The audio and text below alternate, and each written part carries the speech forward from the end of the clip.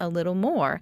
Now, the fall is also all about football here in the South, and where there is football, there is an unlimited amount of stories, good stories at that. So today we get to hear from Tom Ward. He's the author of the book, The Grove, the story of family, fables, food, fashion, and football. So welcome, Tom.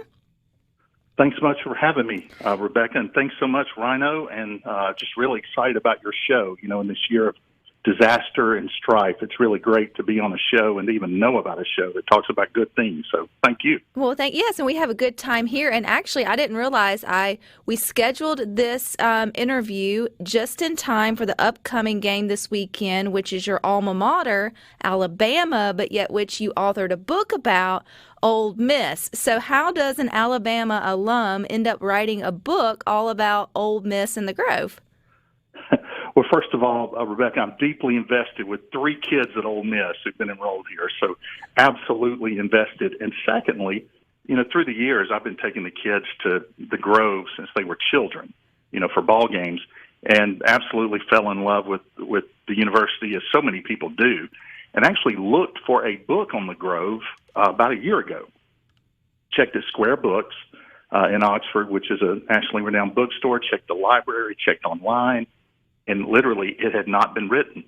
And my most recent book was the bicentennial book for the state of Alabama. I was looking for the next project, and lo and behold, it was right there in front of me. So something that I've enjoyed, a place I've enjoyed visiting and have been just enthralled with for a couple of decades now, actually became the next project. Well, I've been learning a little bit about the Grove and there at Ole Miss. Specifically speaking, not the biggest football fan. I love the idea of what football brings to Mississippi and all things around it, but I am completely honest with, I'm not a diehard fan either way or, get immersed in the tailgating sort of culture, although I do enjoy what they bring to the table. But in your book, there's a lot of good historical references, too, that some of us may be interested in. I didn't realize that at one time there was even a thought of Mississippi State and Ole Miss sort of merging to have like a super school, but it was because of the Grove that this didn't happen. Share that story. You know, it's so interesting, Rebecca, that the Grove, like you said a minute ago, is so much larger than football. I mean, it's most famous for tailgating, certainly, and it's made a national brand out of Ole Miss partially because of that. But the Grove's had a role in the school, in Oxford, and the state for many years. And the story you're talking about happened in 1928.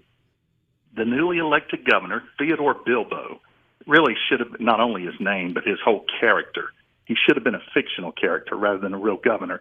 But he was the governor, and during his inaugural address, he proposed creating a super university, combining Ole Miss and Mississippi State, and putting them, I think, on the grounds of the old insane asylum property in Jackson.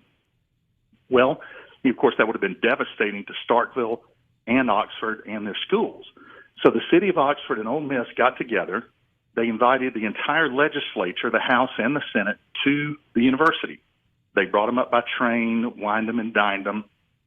But the premier event was basically what we would consider now a pregame party at the Grove. The main dinner was that night, but the premier event was the Grove. It's for people who haven't been there, it's a 10-acre spot in the middle of the university with these just ancient trees, these beautiful magnolias and oaks and elms, and kind of gently sloping. It's not completely flat, and it's just absolutely beautiful. And they brought the legislature there, and they charmed them using the Grove. Then Chancellor Hume at Ole Miss gave a speech that night at the banquet and said, you can take the university, you can take the traditions, you can take the school, but you may not call it Ole Miss. And it was just a wonderful moment for the school. And actually, the book calls it the biggest win in Ole Miss history. In many ways, it was. To think now, Tom, what sort of history would have looked like or what our past had that actually happened. And we wouldn't be sitting here talking about the Grove or the history that it has, but two, we wouldn't be celebrating, two wonderful universities who bring to the table so much, both equally, but equally different as well, which the Grove is completely different. If you enjoy tailgating, no matter where you tailgate, every spot has its sort of own personality and its own style and even its own sort of nickname. So how far back did the spot that you're talking about, the 10 acres there in Oxford, start to get the nickname or I guess the label, the Grove? It's interesting. The Grove was actually established in 1889 by Chancellor Fulton at Ole Miss because they had built a library just off the little circle. It's called the Lyceum Circle after the main oldest and still most prominent building on the university. Well, when they built the new library, they essentially expanded the campus off that circle. So Chancellor Fulton instructed the groundskeepers and everybody to planted trees, and they just took advantage of this beautiful parcel of property right off the circle. And the nickname the Grove actually kind of happened organically. The student yearbook called it that. The student newspaper called it that. The students and faculty called it that. The nickname just kind of developed, and it became really the signature image of the entire university. You talk about an image, Tom, and there's definitely an image that happens there on the Grove on Saturdays, pre-pandemic anyway, before everything sort of looked different, because part of the title of your book is The Grove, the story of family, fables, food, fashion, and football. So how do food and fashion play into just the culture that has become the norm there in the Grove on a Saturday? Rebecca, almost every prominent national media source, from Southern Living to the New York Times to the British Broadcasting Company, almost all of them have done at least one feature on the Grove. And the reason is because it's distinctive. There are groups who began planning their tailgating literally a year in advance. They do themes. They have organized parade of Suburbans that roll in with their food. They have a condo rented in town with confection ovens. The groups just really go all out for this. Other groups are just casual family tents that have been there a long time, and they just enjoy the games. And some go all out. One group they called the Zebra Tent, another nickname that developed organically. The Zebra Tent has a mimosa fountain, the champagne drink, a fountain, literally. And golly, you have all these different groups. One group's almost 50 years old on the Grove. Even before tents were on the Grove, this group was tailgating. So it's developed its own distinct culture. Also, the students at Ole Miss, many of them dress up for the games. It's kind of the culture of the school. When Southern Methodist, there's actually one chapter in the book on schools that have borrowed ideas from the Grove and kind of come up with their own versions of the Grove. One of those is Southern Methodist University. They developed a group, an area called the Boulevard. Right off the stadium, the students dress up just like Ole Miss students do. Chancellor Gerald Turner left Ole Miss to go to Southern Methodist in the 90s and announced he wanted to recreate the Grove because it was so powerful. And so he did that. Other groups, like Mississippi State, kind of have their own distinct, it's not an imitation of the Grove, but there's some similarities. The Junction at Mississippi State that has a name arising from the early railroad days there in Starkville, near where the campus was founded. And they have a walk of the team similarly to Ole Miss, and they have some other things too, including a local sculptor of national renown who did these beautiful bulldog sculptures kind of guarding the entrance to the Junction. So you have a lot of groups and a lot of universities that have, I don't want to say copied, but borrowed ideas from the Grove. And one reason is because the culture is so distinct. It definitely is. And you keep talking about the tents, Tom, which I learned something new, again, not being the big avid fan to either side. Definitely didn't know that it all gets started on Friday night with the running of the tents. I don't know if that's an official term or not. So there aren't official spots there in the Grove, which I think is pretty cool. You can't claim it. It's first come, first serve. So when did Friday night become the pre-event to the main event? Well, like many other things, it evolved through the years, and it evolved from some kind of need for structure because people just wanted to show up, far in advance and stake out their claims. And then other people still insist. In fact, someone with the athletic department told me people still request, can you please let us reserve spots in advance? We donate a lot of money or we do this, and we'd really like to have a spot. The presidents of rival universities have called and said, we'd like to reserve a spot. And Ole Miss people tell them, sorry, there are no reservations. So it's really democratic in that sense. Anyone can go get their spot. And Friday night, the night before, you mentioned the running of the tents, they open up the Grove for people to go stake out their area. And you have all these people ready to kind of sprint and find their place. You actually have professional companies in Oxford whose only thing is they do tents on the Grove for a football weekend. And they have the kids ready to go sprint and get the place the people have requested and set up the tents, and they go from there. Well, And that's actually, the night in 2014 when Katy Perry arrived on campus for ESPN Game Day, for the Alabama game, actually, the same opponent as this week, many, I think hundreds and maybe even thousands of students actually slept on the ground at the Grove the night before, brought blankets or whatever to have a good spot for ESPN Game Day the next morning. So that weekend, the running of the tents was the running of find a good place to sleep. Well, stick with us. We've got more good stories with Tom. On Saturdays, you know, most of us are tuned into football in the fall. And where there's football, like I said, there is an unlimited amount of stories. And Boyd is our guest on Good Things Today, have a ton of stories about the Grove. We are continuing our conversation with Tom Ward. He is the author of the book, The Grove, the story of family, fables, food, fashion, and football. So, Tom, I didn't realize that, you know, when so many celebrities come to the Grove to sort of party and take part of the festivities that become so, you know, iconic there, who are some of the other big names when you were doing the research for your book that have made their way to spend a Saturday afternoon in the Grove? You know, it's so interesting. Tom Brokaw, the famous television anchor, apparently comes to the Grove with some frequency, or he has in the past. He just loves it there. David Halberstam, one of the great historians in American history. Senator John McCain's been there a number of times. Even one person, Curtis Wilkie from Ole Miss, he's now a professor. He was a longtime journalist in the Northeast. Joe Biden came up to him one time and said, I haven't seen you since the fall. I had the best time of my whole life. I was at the Grove at Ole Miss. So it's really the kind of place where celebrities show up, actors, actresses, television stars, politicians, you name it. People just seem to make their way there.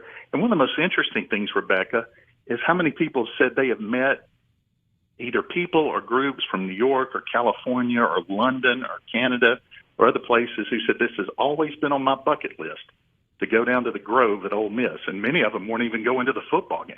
They just wanted to see the Grove because they had read about it or seen specials on it. So it's kind of a neat thing, and it has made a great many bucket lists through the years. And I think that's why so many celebrities make their way there. Well, you have to be a special kind of crazy, and I can say that because I'm a Mississippian born and bred. When you hang a chandelier out of a tent and put out your fine china and your silver to eat, you know, outside before game day, but that is just part of the quirky culture that has been created in the Grove that everyone anticipates for on Saturday and gets ready for, you know, the game. It sort of sets the stage.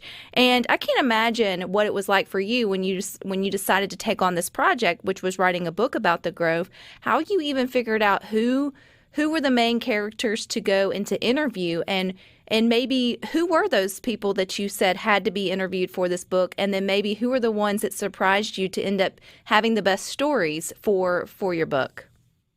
Rebecca, that is a great question, and it was one heck of a journey. It really was. And the answer is, when you go to the Grove, it's this endless sea of red, white, and blue tents. I mean, you don't know who to speak with and who not to speak with. You just really don't know.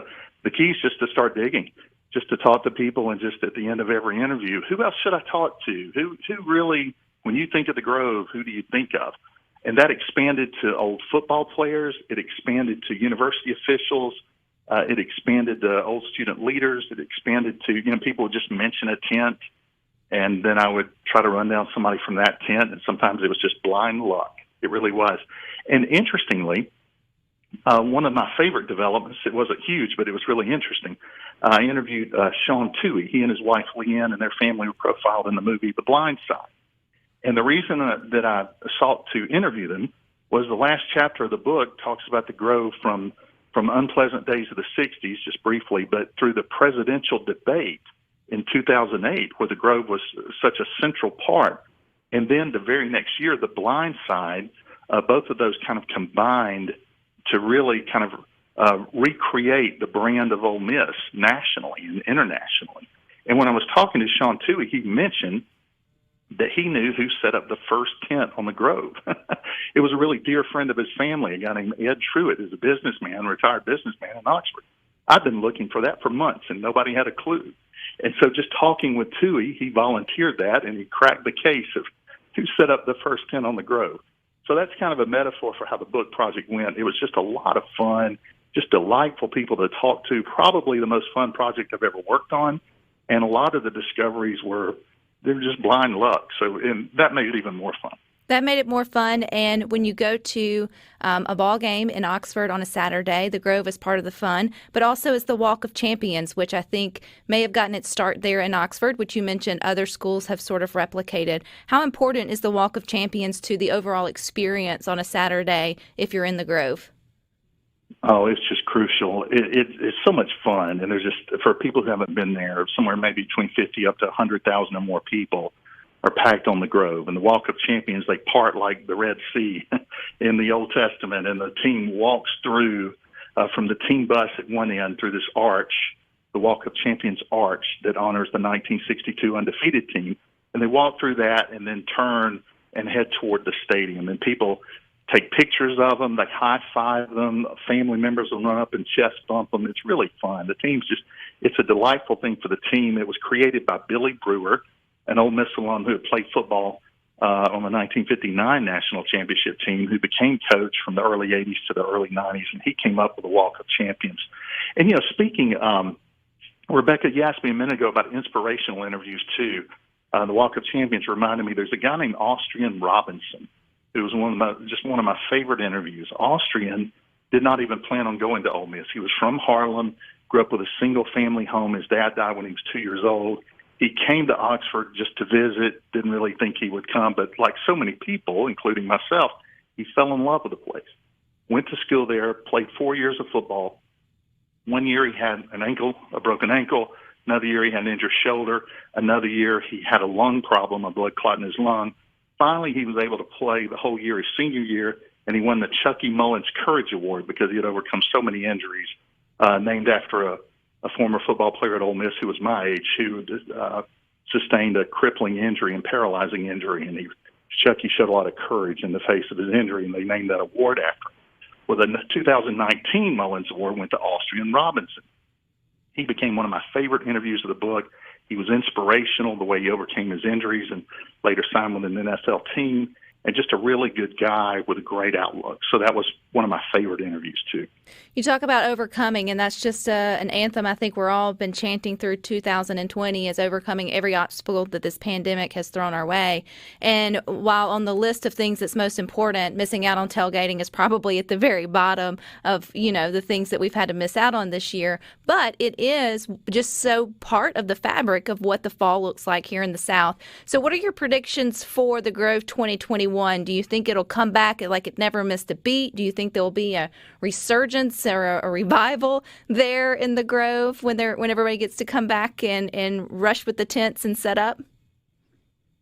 Well, that's a wonderful question, Rebecca, and I think it's a two-part answer, really. I think, first of all, whatever the people of Ole Miss can do to make it as normal as possible, they will certainly do that. They'll be aggressive to do it. The Grove's so much more than tailgating. It's family reunions. People have wedding receptions, believe it or not, there during the pregame times. It's such a central focus, and part of what makes it unique is that the entire tailgating experience is combined in one area. And so it's so important to people's yearly social lives. I think they're going to do whatever they can. And the second answer, I guess the second part of the answer, would be that there's no telling what normal will be, from here forward. But as much as they can, they're going to try to recreate normalcy or bring a return to normalcy in the Grove. Well, no matter where you are, you can have you a hottie toddy and still cheer on, Ole Miss. And speaking of hottie toddy, do you have any idea where that came from? Because I don't. I'm not a historian when it comes to that, but I enjoy drinking them. Rebecca, they're actually, as with many legends, there are competing versions and competing thoughts and on when something arose and how it arose. But it's certainly the defining cheer of Ole Miss. There's no question about that. And some of the, like the land shark, one of the more recent traditions, the land shark gesture, when somebody makes a great play, that's one of the few where people actually know where it came from. It was a former Iraqi war veteran who had walked onto the Ole Miss football team. His Delta Reconnaissance Squad was nicknamed the Land Sharks in Iraq. So he started that gesture that they did in Iraq, and it caught on. And now it's a really big deal, the land shark. But that's one of the few where people know exactly where it came from. So many others, People have different ideas or they've heard different things, but that's one of the fun things about traditions. Often there are so many different competing stories of their origin. Well, there are so many more stories that are packed into your book, Tom. The Grove, the story of family, fables, food, fashion, and football. Where can we snag a copy? There are two places to get it. Thanks for asking. One is churchillpress.org, churchillpress.org. The other one is Square Books in Oxford, either at the bookstore or on their website. It has been named the #1 independent bookstore in America, so we're really proud to have it there, and we're proud to have it on churchillpress.org. In either place, you can get the book, and with either one, if you send a message, if you're buying it especially as a Christmas gift and you'd like it inscribed, I'll be happy to put whatever you'd like in the book, too. Well, I love that. And I don't have to wish you luck this weekend. You'll be happy whichever team goes, but we're going to hottie tie it here on Good Things. But I appreciate your time, Tom. You guys stick with us. We've got more for you up next.